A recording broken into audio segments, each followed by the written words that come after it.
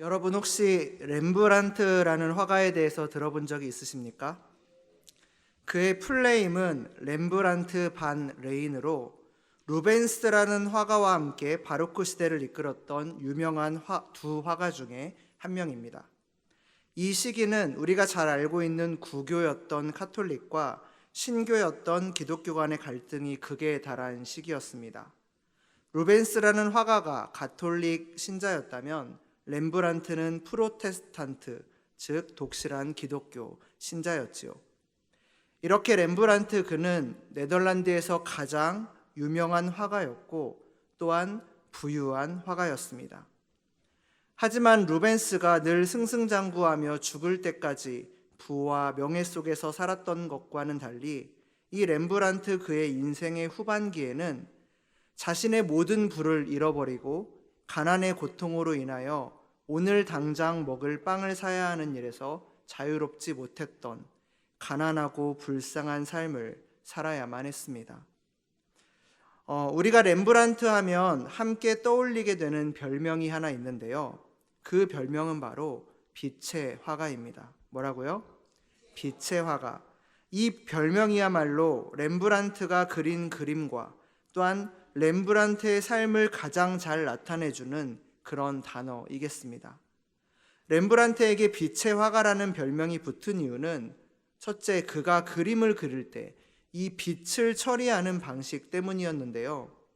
빛과 어두움을 극적으로 대비하는 미술 기법인 이른바 키아로스쿠로라는 기법을 효과적으로 사용한 화가가 바로 이 렘브란트입니다. 이를 통해 화가는 자신이 강조하고 싶은 바를 도드라지게 나타내면서 동시에 그림을 보는 많은 사람들에게 극적인 정서를 유발시키죠. 렘브란트가 그린 자화상을 한 점 보실 텐데요. 영국 런던에 있는 더 내셔널 갤러리라는 그런 뮤지엄에서 제가 직접 찍은 사진입니다. 이곳에 전시된 약 2,300점의 그림 중에 이 렘브란트의 자화상은 고흐의 해바라기, 또 모네의 수련이라는 그림과 함께 꼭 봐야 하는 10개의 그림 중 하나라고 합니다. 그런데 무슨 대단한 그림인 줄 알았는데 생각보다 실망스럽습니까? 이 그림은 렘브란트가 34세에 그린 젊은 자신의 자화상입니다. 자신의 모습이죠. 좀 더 자세한 그림으로 한번 봐볼까요? 렘브란트가 그린 자신의 얼굴을 보면 빛과 어두움의 대조가 극적으로 보여집니다. 얼굴과 손은 하얗게 밝고 다른 부분은 어둡고 하는 그 대조입니다. 이렇게 렘브란트는 그림을 그릴 때 빛과 어둠을 극적으로 표현하여 자신이 드러내고자 했던 것을 명확히 표현했습니다. 나중에 다시 렘브란트의 다른 그림을 통해서 다시 한번 설명해 드리겠습니다. 이렇게 그의 그림에는 빛과 어두움을 이용한 기법이 많이 사용되었기 때문에 사람들은 그를 빛의 화가 렘브란트라고 불렀던 것입니다.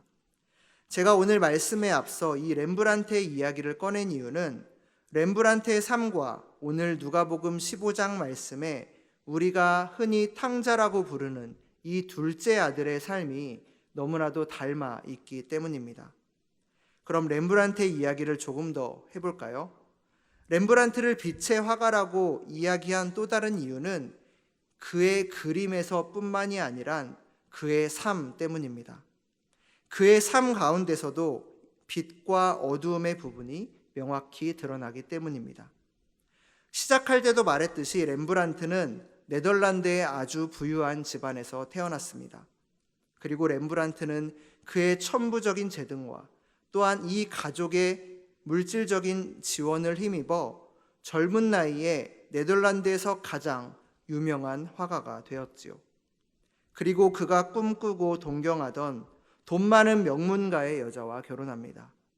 그리고 앞으로 자신이 밟게 될 부와 권력의 길을 꿈꾸며 살아가죠. 하지만 결혼 이후 렘브란트는 조금씩 내리막길을 치닫기 시작합니다. 먼저 자신보다 신분이 높은 여인과 결혼하다 보니 그에 맞게 좋은 집을 사고 비싼 예술품을 넘치도록 수집하고 가진 돈을 쉽게 써버리는 사치를 저질렀기 때문입니다. 그리고 그렇게 사치품 구입에 열을 올리던 렘브란트는 결국 큰 빚을 지게 됩니다. 그리고 그가 그리던 그림 역시 당시 사람들의 취향을 무시하고 고집스럽게도 모델의 내면에만 치중하는, 얼핏 봐도 인기가 하나도 없어 보이는 어두운 그림들만 그려 나갔습니다. 사람들은 그의 그림을 이해할 수 없었고 아무도 그의 그림을 사려고 하지 않았습니다. 결국 렘브란트는 넘치는 사치로 인해 빚을 갚지 못한 채 파산하고 맙니다. 그리고 이어 자신의 사랑하는 아내 역시 죽게 되고 얼마 지나지 않아 그의 자녀였던 4명의 자녀 중에 3명이 줄줄이 사망합니다. 렘브란트에게 갑자기 닥친 이런 아픔들은 그가 더욱 물질에 집착하게 만듭니다. 그리고 그가 50세가 되던 해, 그는 불어나는 빚을 갚지 못해 자신의 전 재산을 몰수당하고 아무것도 가진 것 없이 빈민촌으로 쫓겨나게 됩니다. 아마도 렘브란트의 삶에 빛과 어두움의 경계가 있었다면 바로 렘브란트가 어두운 빈민촌으로 쫓겨나던 이때가 아니었을까 생각해 봅니다. 그리고 빈민촌으로 쫓겨난 이런 렘브란트의 모습은 아버지의 모든 재산을 다 잃어버린 둘째 아들 탕자의 모습을 떠올리게 합니다. 그럼 오늘 말씀으로 한번 넘어가 볼까요?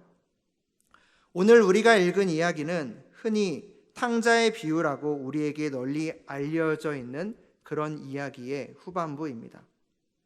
마침 요즘에 교구 북클럽에서 무슨 책을 읽고 있죠? 탕부 하나님. 함께 읽고 계신 분들이 계십니까?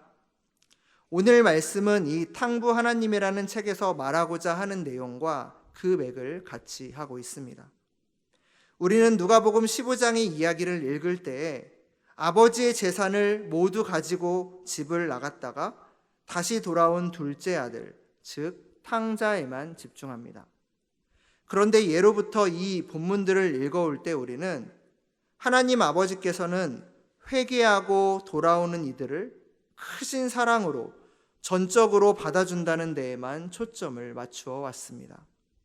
하지만 탕부 하나님이라는 책을 읽다 보면 우리가 둘째 아들 탕자에만 초점을 맞춘다면 이것은 이 성경 말씀이 말하고자 하는 매우 진정한 메시지를 놓치는 것이라는 것을 배우게 됩니다. 한번 말씀을 볼까요? 잃은 아들 이야기가 시작하는 11절의 말씀을 보면 성경은 이렇게 말합니다. 11절의 말씀을 한번 읽어볼까요? 함께 읽겠습니다. 또 이르시되 어떤 사람에게는 2 아들이 있는데. 네, 누가복음 15장에 나오는 세 번째 이야기는 누구에 관한 이야기입니까? 2 아들에 관한 이야기입니다. 첫 번째가 누가복음에는 총 3개의 이야기가 나오는데 첫 번째가 잃은 양 이야기, 두 번째가 잃은 드라크마를 찾는 이야기, 그리고 세 번째가 바로 잃은 아들을 찾는 이야기입니다. 그런데 그 잃어버렸다가 찾은 아들은 우리가 말하는 탕자인 둘째 아들만은 아닙니다. 즉 오늘의 제목과 같이 잃어버린 2 아들에 대한 이야기인 것입니다. 예수님 시대 당시 탕자로 분류되는 사람들은 누구였을까요? 바로 세리와 죄인들이었겠습니다. 그들은 성경에 나오는 어떤 도덕법이나 율법들도 따르지 않는 이들이었습니다. 유대인들이 지키던 정결 의식도 지키지 않는 사람들이었죠. 집을 떠나 자신의 모든 재산을 다 탕진해버렸던 둘째 아들처럼 이 죄인과 세리들 역시 사회와 가정의 전통 윤리를 버리고 세상에서 허랑방탕한 삶을 살았던 그런 이들이었겠습니다. 하지만 오늘 이야기는 세리와 죄인들만을 향한 이야기가 아닙니다. 누가복음 15장의 탕자의 비유는 예수님께서 바리새인들과 서기관들에게 가르침을 주기 위해 말씀하신 3가지 비유 중 하나입니다. 누구와 누구에게요? 바리새인들과 서기관들에게 가르침을 주기 위해 시작한 이야기입니다. 이 배경을 이해하려면 당시의 사회적 종교적 맥락을 살펴볼 필요가 있겠습니다. 당시 바리새인들과 서기관들은 유대 사회에서 매우 중요한 위치를 가진 종교적 지도자들에 속하는 이들이었습니다. 그들은 까다로운 율법을 지키는 일을 매우 강조했으며 종교적 순결을 유지하는 것을 매우 중요하게 생각했지요. 그리고 그들은 종종 자신들의 이러한 엄격한 율법 준수를 통해 내가 다른 사람들보다 도덕적으로 훨씬 우월하다고 느끼는 이들이었습니다. 이런 배경에서 오늘 누가복음 15장 1절, 이 15장의 시작은 예수님께서 세리와 죄인들을 맞아들이는 장면으로부터 오늘 누가복음 15장의 이야기가 시작됩니다.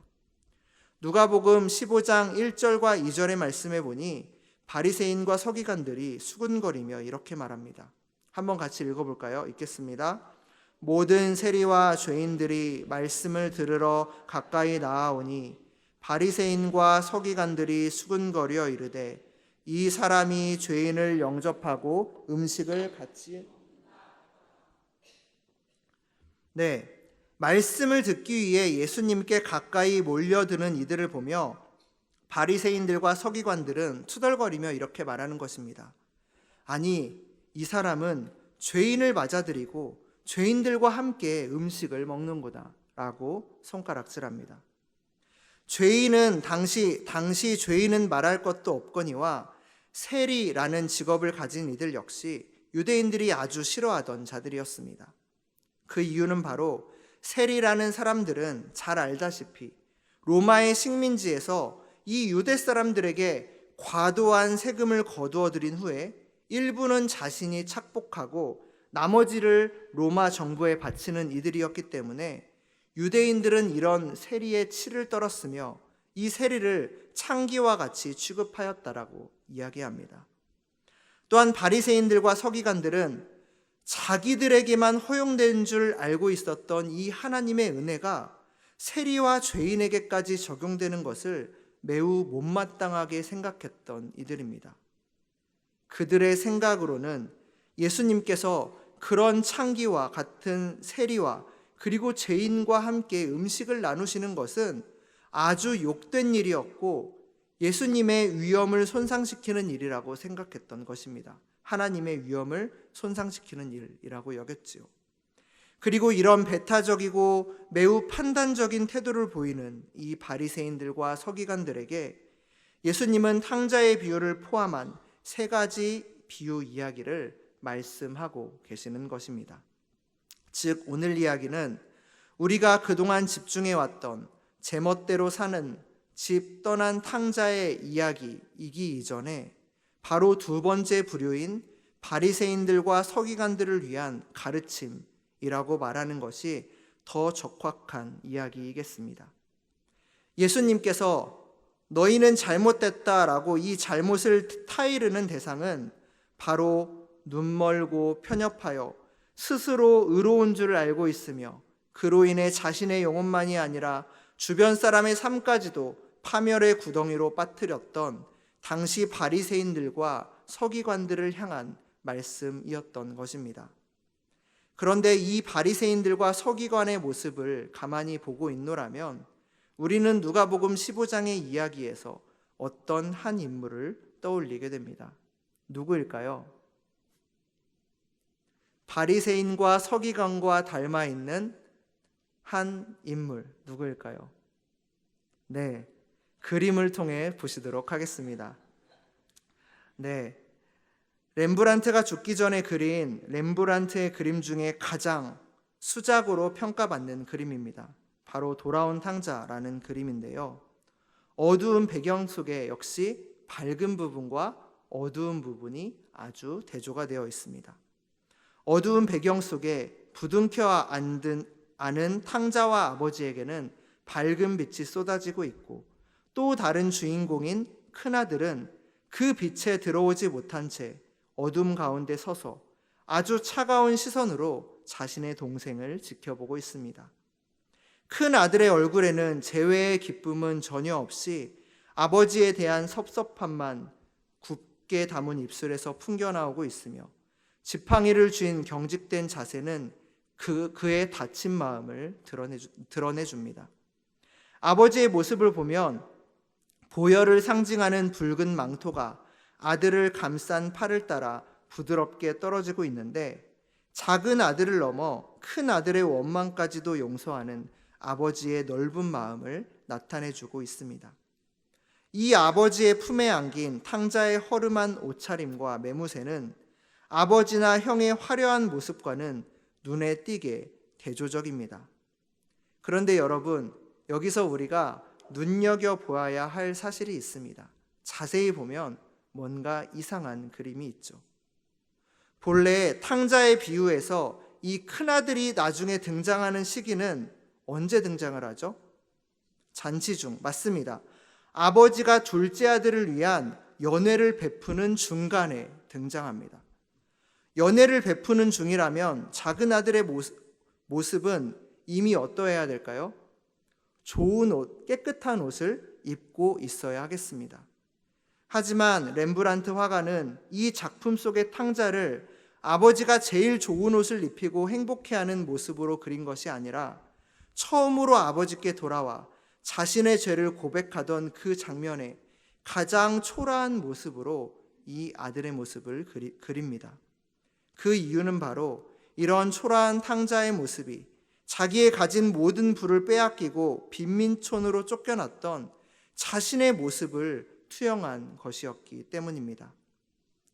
젊은 시절 남들이 부러워할 만한 권력과 또한 부와 명예를 움켜쥐고 살았던 렘브란트였지만, 그가 숨을 거둘 당시 그의 전 재산은 헌 옷가지와 그림 그리는 도구들, 그리고 낡은 성경 한 권이 전부였다고 합니다.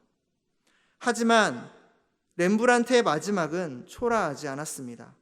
그의 말년은 비록 가장 가난하고 외로운 시기였을지도 모르지만, 렘브란트는 부와 권력과 명예를 잃어버린 그 시간들을 통하여서 시면의 가장 어두운 시면의 어둠 속에서 자신의 인생의 주인이신 하나님을 만났습니다.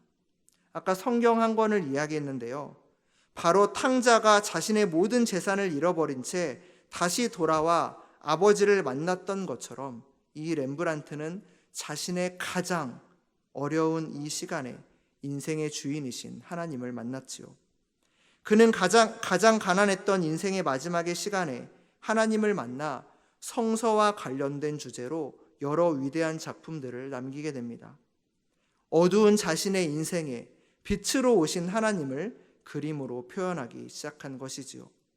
그리고 그의 마지막 작품이자 그의 인생을 통틀어 가장 유명한 작품으로 평가받는 이 돌아온 탕자 역시 이 인생의 가장 가난하고 외로웠던 마지막 시기에 그려집니다. 그리고 이 그림 속에는 돈과 권력만을 따라 살았던 자신의 삶의 체험과 또한 반성, 하나님 앞에서 회개하는 자신의 내면의 모습이 온전히 녹아져 있습니다. 그리고 이런 렘브란트의 모습은 당시 세리와 죄인들의 모습과도 매우 닮아 있습니다. 또한 예수님의 잃은 아들 비유에서 보여주는 둘째 아들인 탕자의 모습과도 매우 닮아 있지요. 그런데 여기서 매우 중요한 핵심이 있습니다.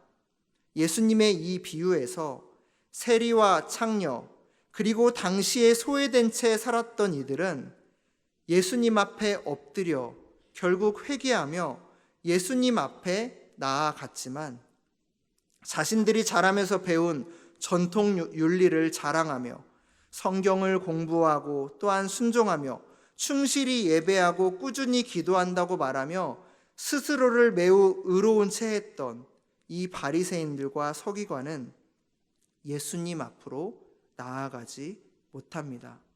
참 아이러니하지 않나요? 세리와 죄인은 예수님 앞에 나아가 엎드리는데, 예수님을 누구보다도 잘 믿는다고 스스로를 자신하는 이 바리새인들과 서기관은 예수님을 불편해합니다. 렘브란트의 돌아온 탕자 그림에서 역시 눈물로 아버지 앞에 엎드려 회개하는 둘째 아들은 아버지의 잔치에 함께 참여하는 기쁨을 누리지만, 동생들이 창녀들과 놀아나는 동안 나 자신은 집에서 깨끗한 삶을 살았다고 스스로 의로운 채 하는 이 형은 아버지의 잔치가 못마땅하기만 합니다. 결국 그 잔치에 참여하지 못하지요. 즉 오늘 예수님의 이 이야기의 초점은 형들, 곧 바리새인들과 서기관들에게 그 초점이 맞추어 있는 것입니다. 세상의 관점에서 보면 아버지의 재산을 가지고 집을 떠나 허랑방탕한 생활을 하고 돌아온 동생이 못된 동생이고, 집에서 아버지와 함께 있었던 형은 매우 착한 사람처럼 보이지만 아버지와 멀어져 있기는 둘 다 매 한 가지처럼 보입니다.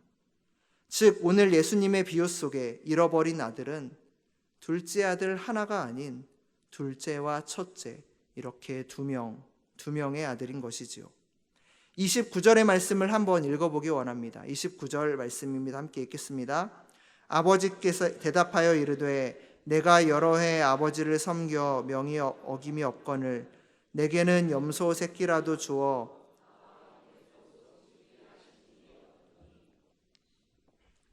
형은 늘 아버지와 함께 있었지만 형이 아버지와 함께하고 함께 맺은 관계에는 춤도 흥겨움도 그 어떤 즐거움도 기쁨도 없었던 것 같습니다. 이는 바리새인들과 서기관들이 늘 종교적인 규범과 법규를 가지고 하나님의 것을 가깝게 하며 예배 생활도 기도 생활도 열심히 했지만 하나님의 진정한 사랑을 깊이 이해하지 못하고 하나님의 은혜를 경험하지 못했던 것과 마찬가지인 듯 보입니다. 예수님의 비유에서 형은 아버지와 함께 늘 가까이 지내는 것 같았지만 정서적으로나 영적으로나 아버지와 매우 떨어져 있는 상태였습니다.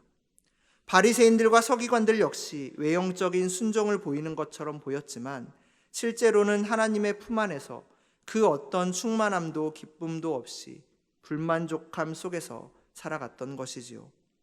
형은 동생이 돌아온 것에 대해서 기뻐해야 하는데도 아버지의 이 기쁨과 축하를 전혀 이해하지 못하고 있습니다. 오히려 자신이 받아야 되는 것을 받지 못한 것 때문에 아버지를 불평하고 있죠. 이는 바리새인들과 서기관들이 죄인들과 세리들이 회개하며 예수님 앞에 돌아왔을 때 보여줬던 반응과 매우 유사합니다.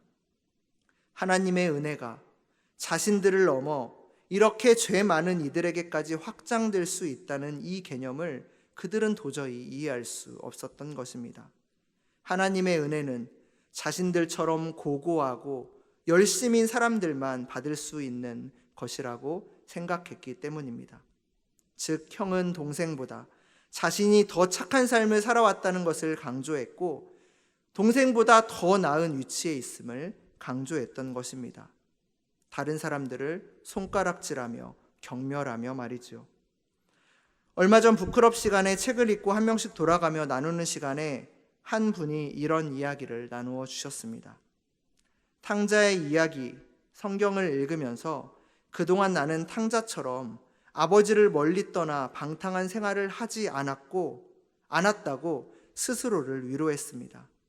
오히려 교회도 열심히 다니고 기도도 열심히 하고 그렇게 늘 아버지의 품 안에서 성실하게 살아왔다고 생각했었지요.